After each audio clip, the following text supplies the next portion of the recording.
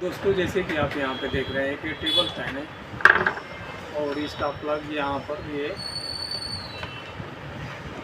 लगा हुआ है। मैं टेप से इसको पैकिंग कर दिया हूँ इसको,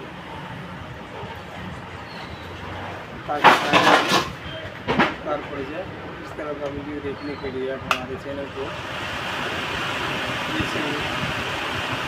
सब्सक्राइब करके बड़ा वीडियो अपलोड करेंगे।